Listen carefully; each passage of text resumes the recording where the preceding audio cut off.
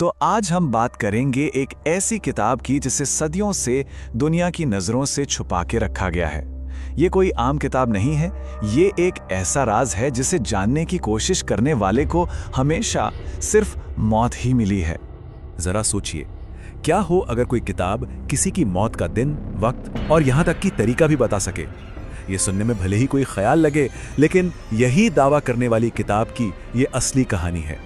चलिए जरा वक्त में पीछे चलते हैं। साल है 730 ईस्वी, जगह बगदाद।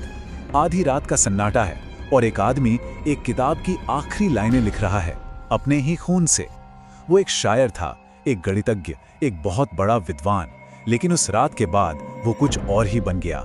इस शख्स का नाम था अब्दुल अल हज्जाद। इसकी पहुंच दमिश्क की उन लाइब्रेरियों तक थी जहां आम इंसान जाने की सोच भी नहीं सकता था। और फिर वो 10 सालों के लिए गायब हो गया, एक ऐसे रेगिस्तान में जिसे रूब अल खाली या जिन्नों का घर कहा जाता है। मतलब वो अनदेखी मखलूक जो इंसानी दुनिया के समानांतर एक और दुनिया में रहती है। जब वो 10 साल बाद लौटा तो वो इंसान नहीं था जो गया था। उसकी आंखें हमेशा के लिए दहशत से फैली हुई थीं, जैसे उसने कोई बहुत ही भयानक, नाकाबिले बयान चीज देख ली हो। और जब वो बोलता था तो ऐसा लगता था जैसे उसकी जुबान से कोई और बोल रहा है। अपनी किताब अल अजीफ के आखिरी पन्ने पर उसने अपने खून से लिखा, ये किताब मैंने नहीं लिखी, ये मुझसे लिखवाई गई है। इन अल्फाज में एक अजीब सी सच्चाई और खौफ था। और अगले ही दिन शहर के बीचों बीच एक भीड़ भरे बाजार में उसकी लाश मिली। कोई गवाह नहीं, कोई सुराग नहीं। सरकारी रिकॉर्ड में बस इतना लिखा था कि उसे अदृश्य ताकतों ने चीर डाला। सवाल ये था कि उसके पास ऐसे कौन से राज थे जिनकी वजह से उसका जिंदा रहना नामुमकिन हो गया था। खैर, अल हज़र तो मर गया, लेकिन उसकी किताब जिंदा रही। और ये कोई शायरी या फलसफे की किताब नहीं थी, नहीं, ये एक मैनुअल थी, एक गाइड जो 4 ऐसे दावे करती थी जो किसी भी इंसान के होश उड़ाने के लिए काफी थे। ये 4 दावे इतने खतरनाक, इतने ईश्वर निंदा भरे थे कि उस वक्त के इस्लामी शासकों ने इस किताब को हमेशा के लिए मिटा देने का हुक्म दे दिया। तो आइए एक एक करके इन दावों पर नजर डालते हैं। किताब का पहला दावा सीधे तौर पर इस्लाम के सबसे बड़े सिद्धांत तौहीद यानी अल्लाह के एक होने की धारणा पर हमला करता था। ये दावा करती थी कि अल्लाह का एक 100वां गुप्त नाम है, एक ऐसा नाम जिसे जानकर इंसान जिन्नों को अपने काबू में कर सकता है। उस वक्त के इस्लामी विद्वानों ने इसे फौरन शिर्क यानी अल्लाह के साथ किसी और को शरीक करने का सबसे बड़ा गुनाह करार दिया। ये सिर्फ भविष्य बताने जैसा नहीं था, किताब एक कदम और आगे जाती थी। ये दावा करती थी कि इसमें वो फॉर्मूला है जिससे किसी की भी मौत का वक्त बदला जा सकता है। ये एक ऐसी ताकत थी जिसे हमेशा से सिर्फ और सिर्फ खुदा के लिए ही माना गया है। इस किताब में दुनिया की कुछ खास जगहों के नक्शे थे, ऐसी जगहें जहां हमारी दुनिया और जिन्नों की दुनिया के बीच का पर्दा बहुत पतला हो जाता है। और ये सिर्फ कोई थियरी नहीं थी, बल्कि एक प्रैक्टिकल गाइड थी जिसमें साफ साफ लिखा था कि उन दरवाजों को खोलने के लिए क्या, कब और कैसे करना है। और फिर आता है किताब का चौथा और शायद सबसे परेशान करने वाला दावा। इसमें मंत्रों का एक पूरा सेक्शन था जो किसी भी इंसानी जबान में नहीं लिखे थे। अरबी, यूनानी, फारसी, कोई भी भाषाविद इसे पहचान नहीं पाया। और कहते हैं कि जिन्होंने भी इसे ऊंची आवाज में पढ़ने की कोशिश की, उनका दिमागी तवाजुन हमेशा के लिए बिगड़ गया, वो पागल हो गए।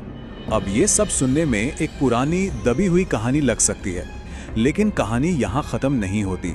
असल में इस किताब का असर 1300 साल बाद भी आज की दुनिया में महसूस किया गया है, और वो भी बहुत ही खूनी तरीके से। देखिए, अल अजीफ को मिटाने की हर कोशिश नाकाम रही। 950 ईस्वी में इसका ग्रीक में अनुवाद किया गया और इसे एक नया नाम मिला, नेक्रोनोमिकॉन, जिसका मतलब है मरे हुए लोगों के कानून की किताब। और फिर सदियों बाद यही किताब अमेरिका में एक भयानक जुर्म की वजह बनी। 25 नवंबर 1996, फ्लोरिडा, कुछ टीनेजर्स के एक ग्रुप ने नॉर्मी और रूथ क्वीन नाम के कपल की बेरहमी से हत्या कर दी। जब पुलिस ने उनसे पूछा कि उन्होंने ऐसा क्यों किया, तो उनका जवाब सुनकर सबके होश उड़ गए। उन्होंने कहा कि वो अपने रस्मों में नेक्रोनोमिकॉन का इस्तेमाल कर रहे थे। वो किताब के तीसरे दावे को हकीकत में बदलने की कोशिश कर रहे थे, एक दरवाजा खोलने की। दरवाजा तो कभी नहीं खुला, लेकिन 2 बेगुनाह लोगों की जान जरूर चली गई। अच्छा, मशहूर हॉरर लेखक H.P. लवक्राफ्ट ने अपनी कहानियों में नेक्रोनोमिकॉन को बहुत मशहूर किया और वो हमेशा यही कहते रहे कि ये सिर्फ उनकी कल्पना है। लेकिन अपने निजी खतों में उन्होंने कुछ और ही माना। उन्होंने लिखा कि उन्होंने असली अरबी लोक कथाओं और मध्ययुगीन अनुवादों का इस्तेमाल किया था। इससे एक बहुत ही गहरा सवाल खड़ा होता है, अगर इस किताब को सिर्फ बैन नहीं किया गया था बल्कि इसे पूरी तरह से मिटा देने का हुक्म दिया गया था, तो फिर ये आज भी मौजूद क्यों है? सोचिए जरा, अगर ये किताब इतनी ही शैतानी है तो इसे आज भी वेटिकन के सीलबंद तहखानों और ब्रिटिश लाइब्रेरी के गुप्त आर्काइव्स में ताला लगाकर क्यों रखा गया है? क्या इसलिए कि जो इस ताकत को काबू करेगा वो पूरी दुनिया को काबू कर लेगा?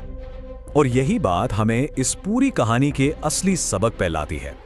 ये समझना बहुत जरूरी है कि असली खतरा है क्या। असली हथियार कोई काला जादू या डरावनी चीजें नहीं है। असली हथियार है हमारे अंदर का घमंड, वो एहसास जो हमें बताता है कि मैं सबसे स्मार्ट हूं, मैं इसे काबू कर सकता हूं, मुझ पर इसका कोई असर नहीं होगा। फ्लोरिडा का वो कल्ट भी यही सोचता था और हर वो इंसान जो इस ज्ञान के समंदर में उतरा और कभी वापस लौटकर नहीं आया, वो भी यही सोचता था, मुझे पता है कि मुझे कब रुकना है। यही वो घातक सोच है जो इस ज्ञान का सबसे बड़ा और सबसे खतरनाक जाल है। हो सकता है कि आज पूरी किताब एक जगह मौजूद ना हो, लेकिन इसके टुकड़े, इसके हिस्से आज भी दुनिया में कहीं ना कहीं छिपे हुए हैं। इस ज्ञान के नाम पर असली हत्याएं हुई हैं। तो सवाल ये उठता है कि अगर ये सिर्फ एक कहानी होती तो 1300 साल बाद भी इसे इतना छुपाने की क्या जरूरत थी? ये सवाल आज भी अपने जवाब का इंतजार कर रहा है।